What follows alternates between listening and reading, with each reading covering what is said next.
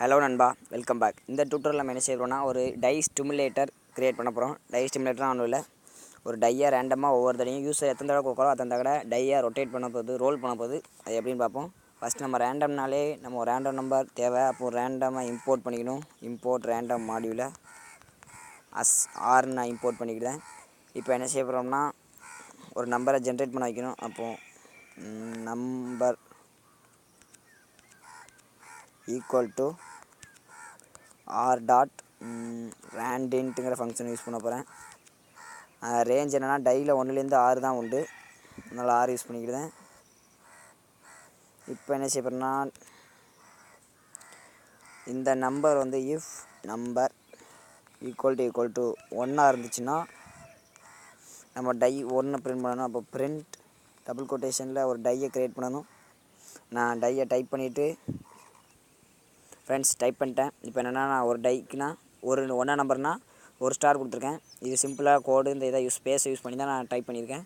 இப்போ நாங்கள் டேரெக்டாகவே நம்பர் 1ன்னு அசைன் பண்ணிட்டேன். இப்போ நம்ம அவுட்புட்டில் எப்படி வருதுன்னு பார்ப்போம் ஃப்ரெண்ட்ஸ். இப்போ பார்த்திங்கன்னா டை 1 இருந்தால் ஒரு ஸ்டார் பிரிண்ட் ஆகுது. இதே மாதிரி மிச்சம் 5க்கும் நம்ம ஒன்று டைப் பண்ணணும். நான் டைப் பண்ணிவிட்டு ஃப்ரெண்ட்ஸ் இப்போ 6 டைக்கு நம்ம 6 ஸ்டார் கொடுத்தாச்சு. இப்போ நம்ம இந்த நம்பர் 1 எடுத்துகிட்டு ட்ரை பண்ணி பார்ப்போம் என்ன வருதுன்னு. பார்த்திங்கன்னா நம்மளுக்கு 2ஆம் நம்பர் டை வந்திருக்கு. இப்போது இதை நம்ம ஒரு ஃபங்க்ஷனுக்குள்ளே யூஸ் பண்ணலாம், இல்லைனா ஃபங்க்ஷனுக்குள்ளே யூஸ் பண்ணலன்னா நானும் இன்டென்ட் பண்ணணும் அவ்வளோத்தையும். சரி பார்ப்போம். டெஃப் டை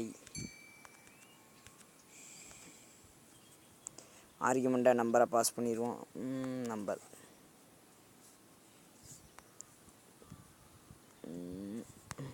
ஒரே ஒரு ஸ்பேஸ் விட்டால் போதும், இன்டென்ட் கரெக்டாக வந்துடும்.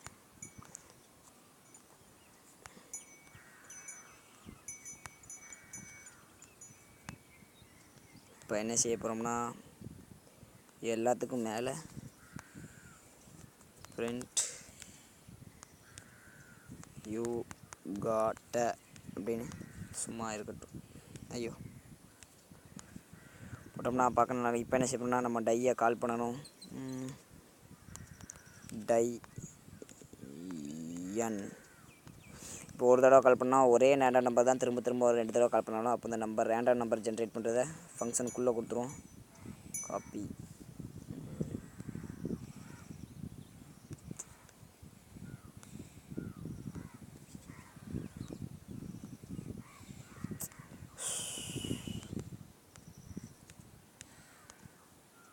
உள்ளே போ பேஸ்ட் பண்ணிட்டோம்னா இதை கமாண்ட் லைனாக மாற்றிடுவோம்.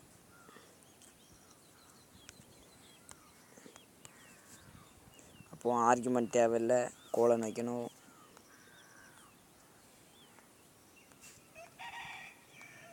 இங்கேயும் ஆர்குமெண்ட் பாஸ் பண்ண தேவையில்லை. ஒரு லூப்பை யூஸ் பண்ணி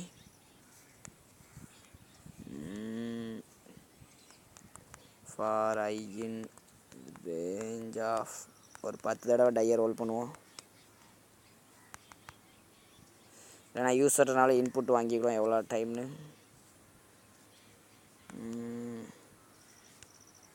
நம்பர் ஆஃப் வேரியபிள் வச்சுக்கிடுவோம். ஈக்குவல் டு இன்டிஜர்னால இன்ட்டு இன்புட்